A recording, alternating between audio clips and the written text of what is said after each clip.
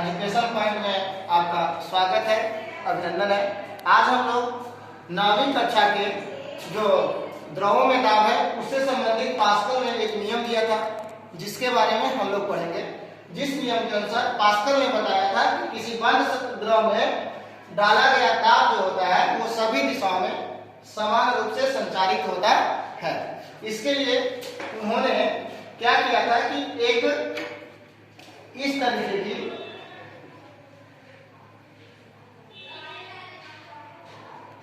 परख नली ली थी और इसमें यहां से उन्होंने एक पिस्टन को लगाया था।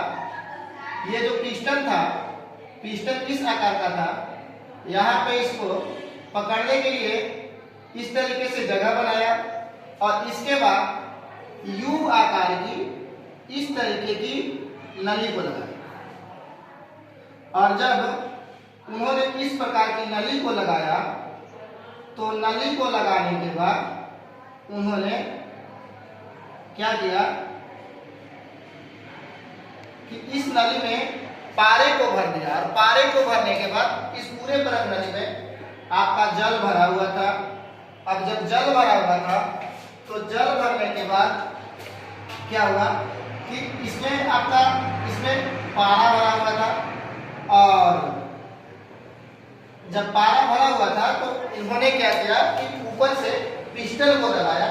जब पिस्टन को दबाया तो इस नली के माध्यम से, ये जो नली है इस नली के माध्यम से आपका जल इसमें आ गया जो यू आकार की नली थी और जल सभी नलियों में बराबर मात्रा में आया और उसके बाद उसके कारण पारा जो है ऊपर चढ़ गया।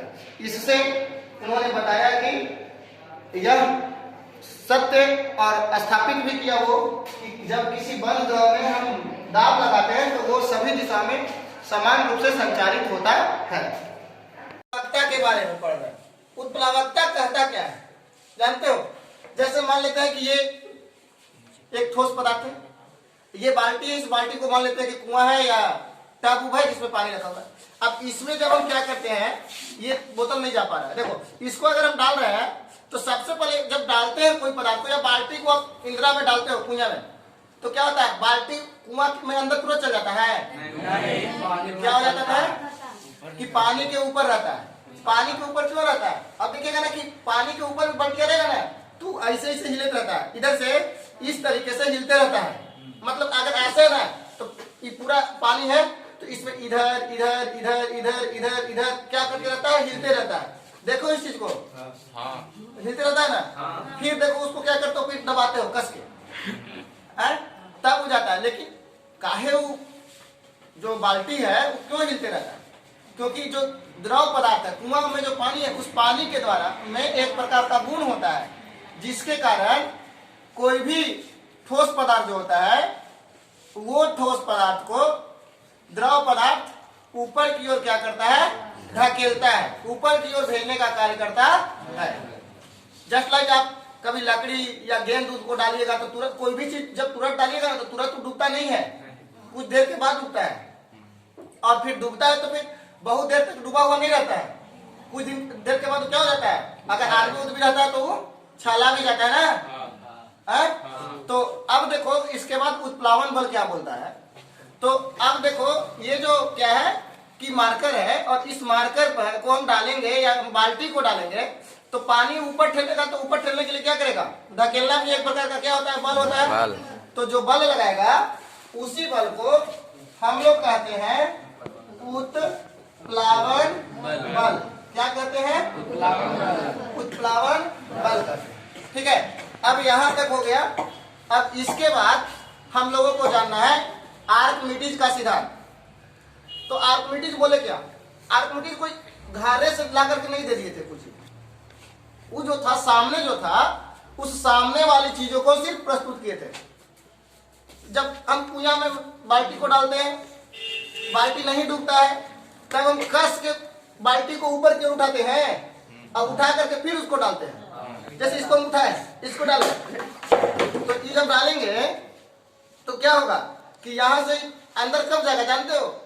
जब जितना इसका द्रव्यमान होगा उतना पानी को इसको डालने के बाद वहां से पानी पहले क्या होता है, देखना कुआं में डाल के ऊपरी की ओर उठता है और छितराता है ना बोले, तो यही बोले। और उसके साथ बोले क्या थे कि मान लेते हैं कि हम इसको डालते हैं, तो इसके भार में हमको पानी में जब कोई चीज जाता है तो वो हल्का लगता है हमको।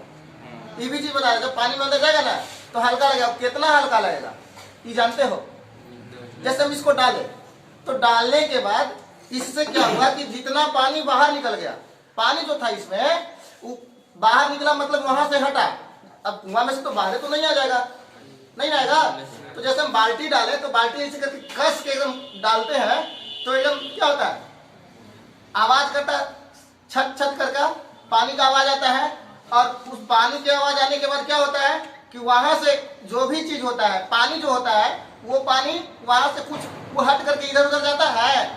तो पानी जितना मात्रा में इधर उधर जाता है उतना ही मात्रा में इस बाल्टी का आवाज क्या होता है, सॉरी, बाल्टी का जो द्रव्यमान होता है वो क्या हो जाता है, कम जाता है। ठीक है, ये बात कौन बताए थे? आर्किमिडीज बताए थे। और इसी को हम क्या बोलते हैं, आर्किमिडीज का सिद्धांत। बोले क्या थे कि जब किसी ठोस पदार्थ को हम द्रव पदार्थ में जाते हैं, डालते हैं, तो ठोस पदार्थ के द्रव्यमान में कुछ समय के लिए कुछ कमी आती है, या हमें लगता है कि उस ठोस पदार्थ जो है वह ठोस पदार्थ वह हल्का हो गया है। अब वो हल्का कितना हो गया है भाई? तो फिर बोले कि वह उस पदार्थ के द्रव्यमान में आभासी उतनी ही कमी होती है जितना उस पदार्थ के द्वारा पानी की मात्रा को क्या किया जाता है, या द्रव पदार्थ की मात्रा को क्या किया जाता है, हटाया जाता है। ठीक है, तो आर्किमिडीज का सिद्धांत आया समझ में, आ गया ना। अब इसके पहले क्या था, उत्प्लावकता आ गया, फिर क्या था, उत्प्लावन बोला गया। चलिए ठीक है, कोई पिंड जब कुआं में जाता है, पानी में जाता है, तो पानी के ऊपरी सतह पर तैरते रहता है। किस कंडीशन में कोई पिंड जो है वो पानी के अंदर जाकर के तैरते रहता है, और तीसरा कंडीशन होता है कि किस कंडीशन में वो पानी जो होता है, सॉरी, वस्तु जो होता है वो पानी के अंदर पूर्ण रूप में उसकी तली में जाकर के गिर जाता है। तो ये जानते हो, आर्किमिडीज के अनुसार, आर्किमिडीज बताते हैं कि जब हम लोग क्या करते हैं कि किसी ठोस पदार्थ को द्रव पदार्थ में डालते हैं, तो डालने के बाद होता क्या है कि ठोस पदार्थ के द्वारा पानी की मात्रा को हटाया जाता है। पानी हटता है, चल छिपी छिपी करके तलिए से कहा नहीं हटा, लेकिन हटता है। तो यदि जिस ठोस पदार्थ को आप इसमें डाल रहे हो, या इस ठोस पदार्थ को हम इसमें डालें, तो यदि पानी जो मार्कर को डालने के बाद हटा, या बाल्टी को डालने के बाद हटा, उस पानी का द्रव्यमान, पानी का जो द्रव्यमान होगा वो पानी का द्रव्यमान हटे हुए पानी के द्रव्यमान से कम होगा। जो हटेगा पानी उस पानी के द्रव्यमान से क्या होगा, कम होगा। तो वस्तु पानी में डूबेगा नहीं, बल्कि उसके ऊपरी सतह पर क्या करते रहता है, तैरते रहता है।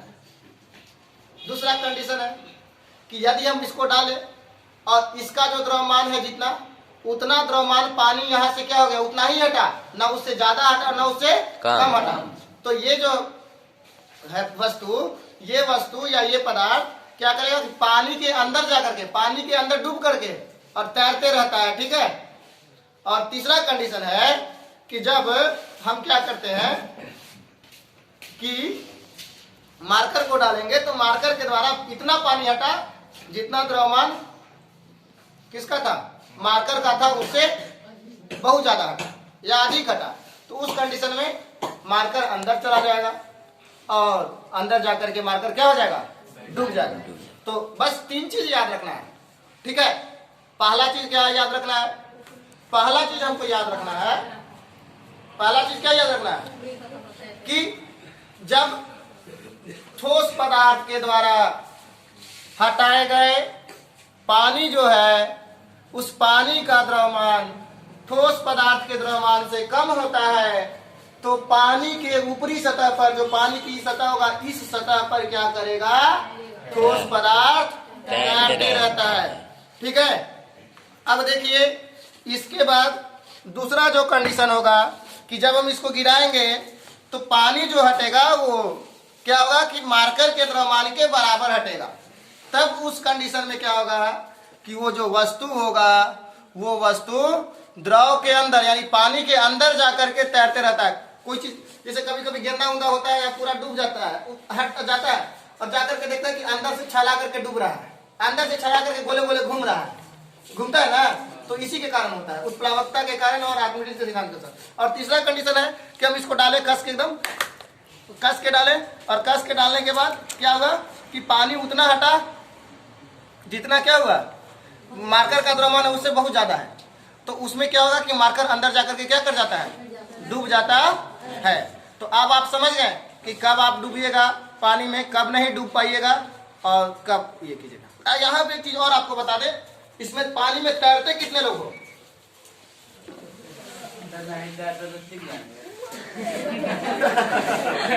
नहीं, आप तैरते हो तो तैरने के लिए दो कंडीशन करते हो। एक चीज करते हो आप लोग, तैरने में आप हाथ को ऐसे ऐसे करते हो, तैरने वाले ज्यादा आदमी इस हाथ का प्रयोग करता है और इसको ऐसे ऐसे करता है। ऐसे ऐसे करने से होता कुछ नहीं,